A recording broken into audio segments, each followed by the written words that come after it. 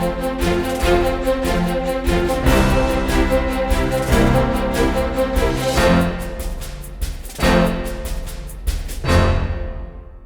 Study IQ IAS Hindi के इस programme मुद्दे की बात में आप सभी लोगों का बहुत बहुत स्वागत है। और इस प्रोग्राम में हम करंट अफेयर से रिलेटेड बहुत ही महत्वपूर्ण जो इश्यूज होते हैं उसको हम मुद्दे की बात में शामिल करते हैं। और आज के मुद्दे की बात में उस बात को शामिल किया जा रहा है जो अपने थमने का नाम ही नहीं ले रहा। महाराष्ट्र में पॉलिटिकल जो कह सकते हैं संकट है, राजनीतिक जो संकट है, इस राजनीतिक संकट का जो अंत है वो देखने को नहीं मिल रहा है। धीरे धीरे आपने देखा होगा कि कुछ समय पहले ही यहाँ पर जो तख्ता पलट हुआ था, पहले जो गवर्नमेंट थी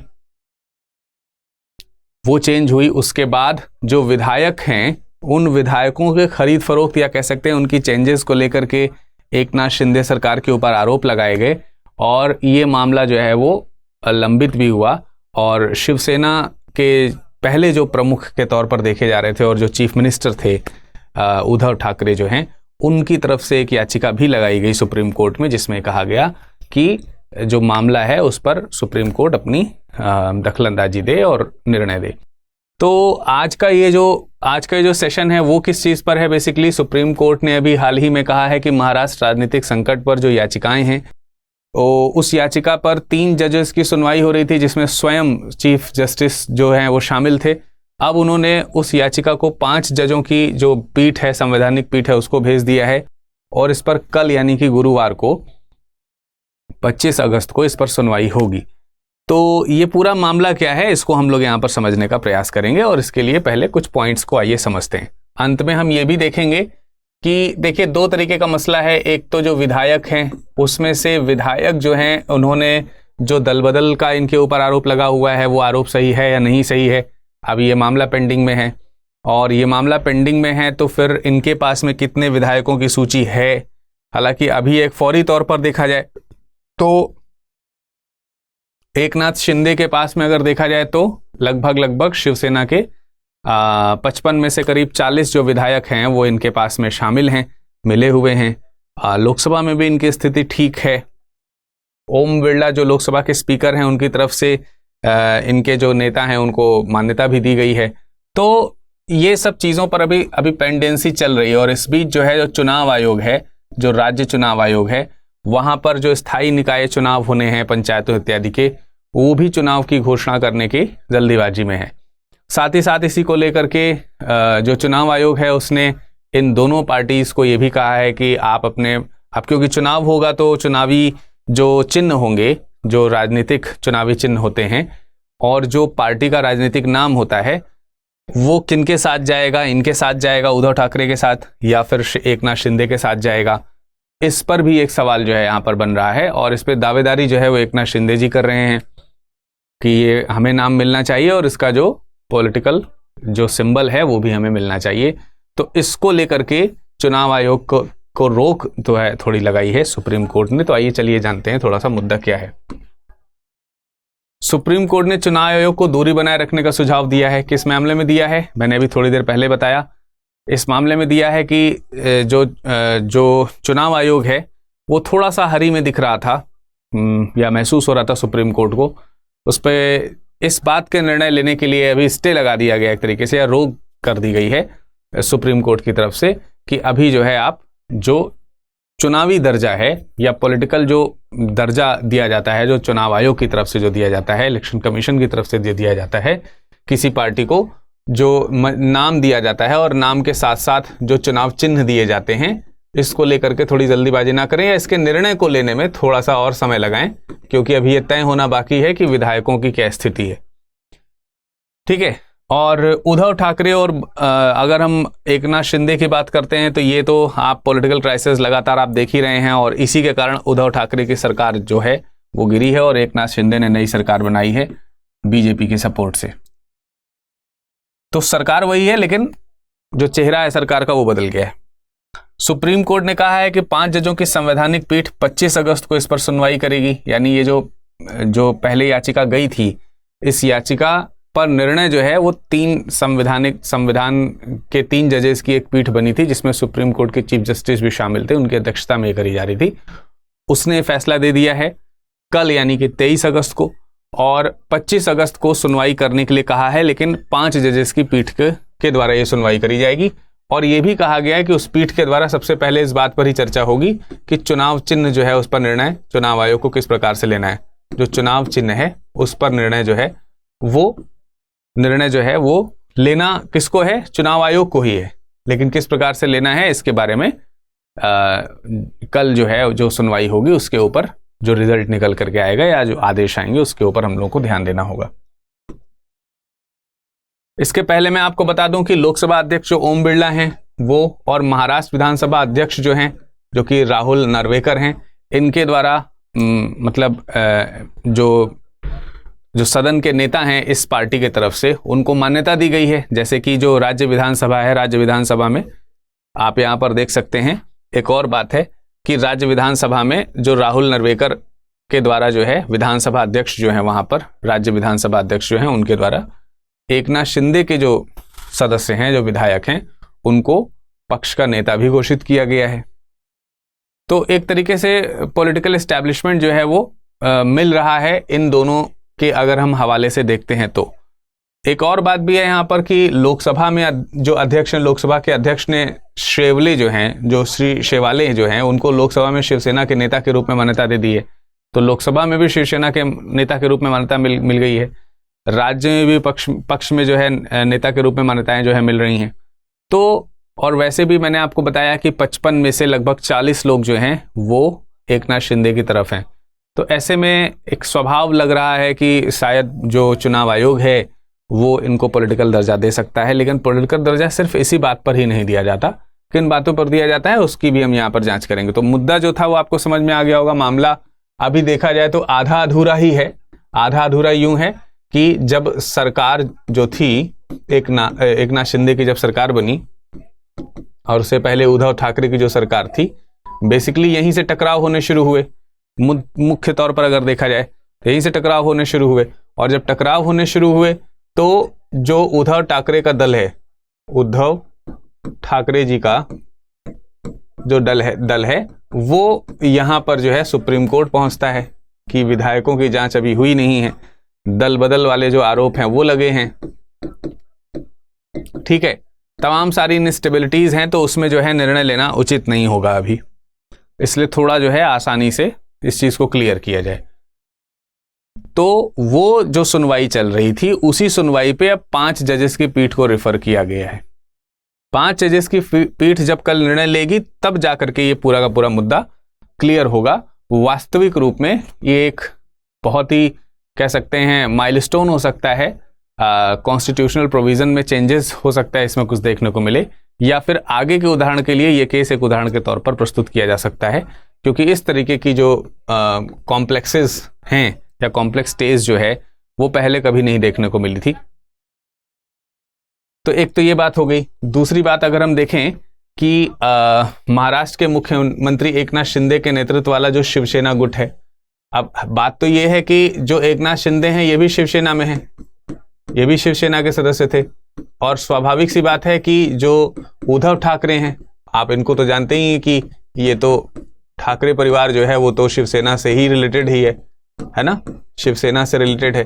केवल परिवार का शिवसेना से रिलेटेड होना या पॉलिटिकल पार्टी से रिलेटेड होना इस बात को नहीं प्रदर्शित करता है कि आपके पास में जो पार्टी है उसकी ओनरशिप आती है या फिर उसका नाम रखने का अस्तित्व आता है आपके पास में, आप उसके चुनाव चिन्ह का प्रयोग कर सकते हैं। ये इस बात पे ही कंसीडर नहीं होती।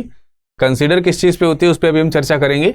लेकिन जो शिंदे हैं वो ये कह रहे हैं कि शिवसेना में, जैसे आप शिवसेना की बात कर रहे हैं, तो इसमें तो भाई एकनाथ शिंदे भी थे और उद्धव ठाकरे भी थे।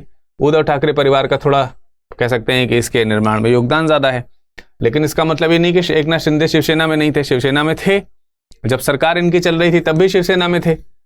तो ये कह रहे हैं कि हमने शिवसेना छोड़ी थोड़े ही है, हमने तो शिवसेना छोड़ी नहीं है, तो मैं तो शिवसेना हूं ही और मेरी सरकार है, मेरे ही समर्थन में इतने सारे विधायक हैं, तो मुझे शिवसेना का नाम इस्तेमाल करने से क्यों रोका जाए।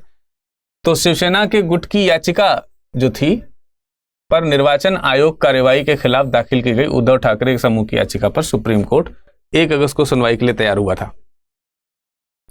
तो जो बेसिकली ये जो 3 जजेस वाली बात मैं कर रहा हूं, 3 जज की जो बेंच है 3 जजों की जो बेंच है उस पर सुनवाई की जो मैं बात कर रहा हूं, वो सुनवाई ये 1 अगस्त से यहां पे लगातार चल रही है, क्योंकि जुलाई के अंत में जो है ये जो निर्वाचन आयोग है, निर्वाचन आयोग का जो ये निर्णय आ रहा था, या फिर निर्वाचन आयोग के ये जो कह सकते हैं स्टेप्स थे, इस स्टेप्स के खिलाफ जो उद्धव ठाकरे दल है वो सुप्रीम कोर्ट गया था, क्योंकि यहां पर साफ साफ लिखा है शिवसेना गुट की एक याचिका जो है वो निर्वाचन आयोग के पास गई थी कि वो मान्यता दें, हमें दल की मान्यता दें।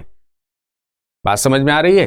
तो निर्वाचन आयोग इसे माने या मानने में जल्दीबाजी करे, या फिर इस पर जो है हमारा पक्ष भी सुने, ये सब चीजों को लेकर के उद्धव ठाकरे का दल सुप्रीम कोर्ट गया था, और उसी याचिका पर सुनवाई करते हुए कल ये निर्णय आया है कि फर्दर जो डिस्कशन है वो होंगे 5 जजेस की बेंच के साथ में। शिंदे के नेतृत्व वाले गुट ने स्वयं को असली शिवसेना के तौर पर मान्यता दिए जाने का अनुरोध किया था। यही मैंने थोड़ी देर पहले बताया कि इन्होंने अनुरोध किया है कि हम शिवसेना हैं और हमें इसकी मान्यता दी जाए। और किससे अनुरोध करेंगे? ये अनुरोध करेंगे, किससे अनुरोध करेंगे? ये जो इलेक्शन कमीशन है, ठीक है, इलेक्शन कमीशन जो है उससे करेंगे। अनुच्छेद 324 से लेकर के 329 तक इलेक्शन कमीशन के बारे में आपने संविधान में पढ़ा होगा, तो संविधान में इलेक्शन कमीशन की यहां पर भूमिका भी आपको मैं थोड़ी बहुत बताऊंगा अभी। निर्वाचन आयोग ने हाल ही में शिवसेना के शिंदे और उद्धव ठाकरे गुट को पार्टी और उसके चुनाव चिन्ह, अच्छा यहां पर शिवसेना का चुनाव चिन्ह क्या है ये आपको ध्यान रखना है, क्या है? धनुष और बाण, ठीक है, धनुष और बाण जो है वो क्या है? वो शिवसेना का चुनाव चिन्ह है। इस पर अपने अपने दावे जो है ये लोग कर रहे थे, तो निर्वाचन आयोग ने क्या कहा? निर्वाचन आयोग ने कहा कि 8 अगस्त तक आप लोग अपने दावे जो है वो प्रस्तुत कर दीजिए आयोग में, ठीक है, अपने दावे। कौन कौन सा गुट? एक तो शिंदे गुट है, ठीक है, और एक जो है वो उद्धव गुट जो है, दोनों से कहा गया। अब जो दस्तावेज प्रस्तुत होंगे, जो डॉक्यूमेंट्स प्रस्तुत होंगे, अब उस दस्तावेज में भी खासियत होनी चाहिए किस तरीके की कि आप प्रदर्शित कर सकें कि हाँ भाई आपको दल की ओनरशिप दी जाए, या दल का जो चिन्ह है वो आपको दिया जाए, या पार्टी का नाम जो है वो आपको दिया जाए। अब वो किस प्रकार के दस्तावेज हैं? अगर उन दस्तावेज की अगर हम बात करते हैं तो दस्तावेज में 2 तरीके की चीजें होती हैं कभी भी। एक तो विधायी होती है और दूसरी होती है संगठनात्मक।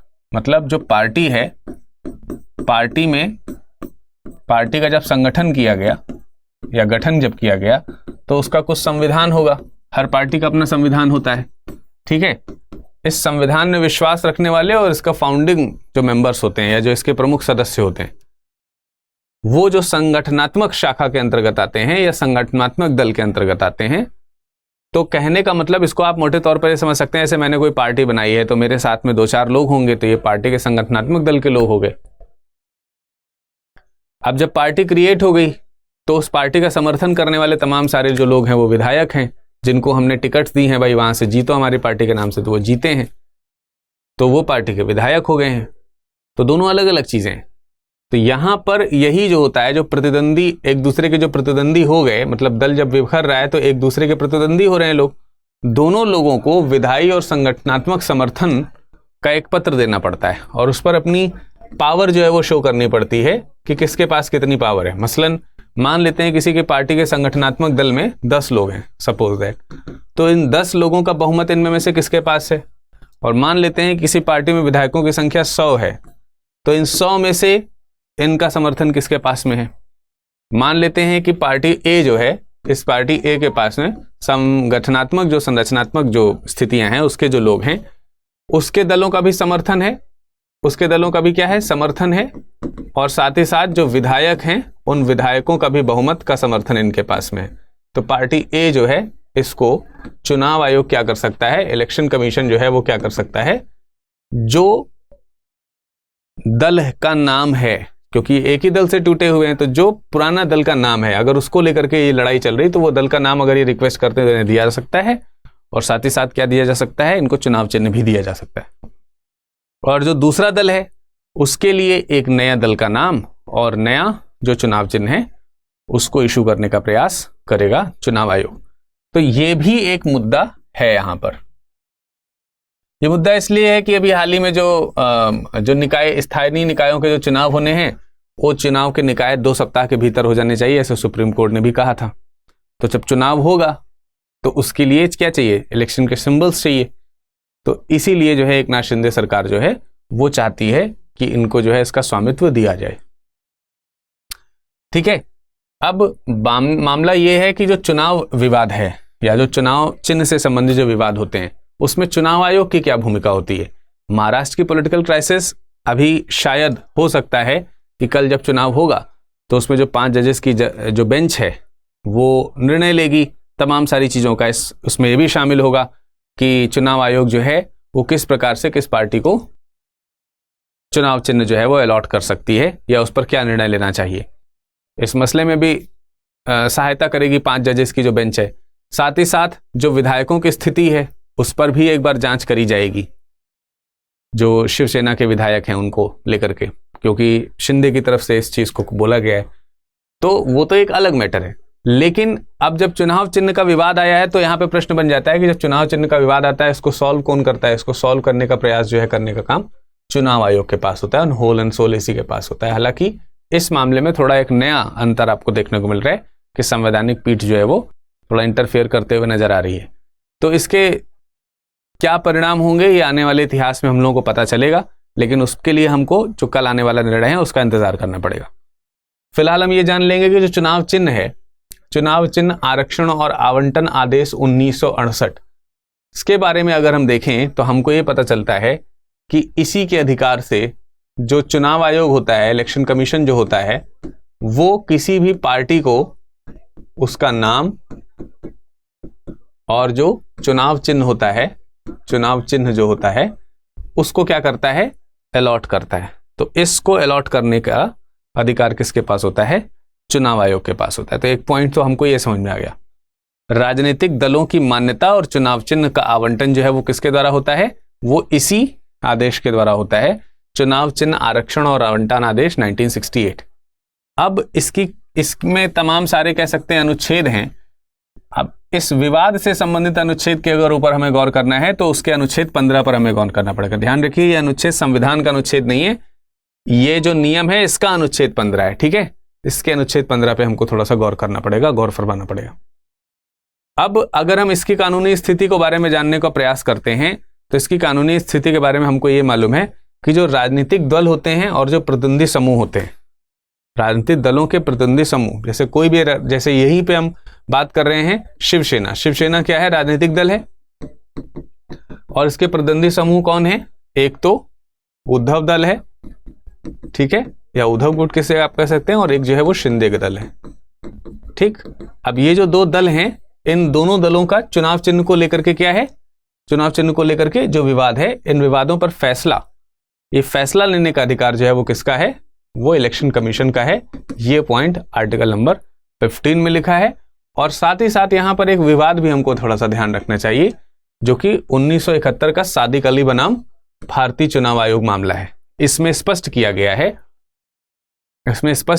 है कि इस तरीके के जो विवाद होते हैं, जिसमें पार्टी के चुनाव चिन्ह से संबंधित जो विवाद शामिल है, इस तरीके के जो विवाद होते हैं, इस तरीके के विवाद में जो चुनाव आयोग है उसको ही निर्णय लेने का अधिकार है और ये अधिकार बरकरार रहेगा।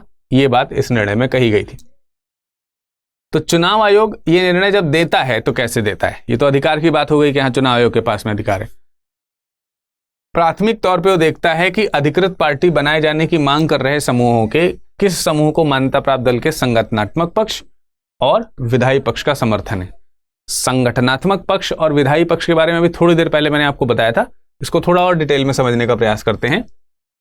अगर हम संगठनात्मक पक्ष की बात करते हैं तो क्या देखेगा चुनाव आयोग इसमें कि कितने उसके पदाधिकारी, किसके पदाधिकारी, जो चुनावी दल है, जो राजनीतिक दल है, राजनीतिक जो दल है उस राजनीतिक दल के कितने पदाधिकारी और कितने सदस्य या जो प्रतिनिधि हैं उसका समर्थन किस दल को प्राप्त है। मतलब शिंदे दल के बारे में यह देखा जाएगा कि शिंदे दल को कितने पदाधिकारियों का, पार्टी के पदाधिकारियों का समर्थन प्राप्त है, पार्टी के सदस्यों या उसके जो प्रतिनिधि हैं उसका समर्थन प्राप्त है। यह बात जांची जाएगी, इसकी गणना करी जाएगी। साथ ही साथ अब शिंदे के दल में यह भी देखा जाएगा कि उस दल के कितने सांसद और विधायक, सांसद का मतलब जो पार्लियामेंट है, संसद है, उसमें कितने सदस्य का समर्थन इस पार्टी के इस दल को है, और विधायकों का कितने विधायकों का समर्थन इस पार्टी के इस पर्टिकुलर दल को है। तो जिसके पास भी ज्यादा होगा, शिंदे दल के पास ज्यादा होगा तो शिंदे दल, और उद्धव दल के पास ज्यादा होगा तो उद्धव दल के पास, चुनाव आयोग क्या कर देगा, वो जो पहले से राजनीतिक दल का नाम और जो उसका चिन्ह है उसको यूज करने का क्या कर देगा, उनको अधिकार दे देगा, जिसके पास बहुमत होगा।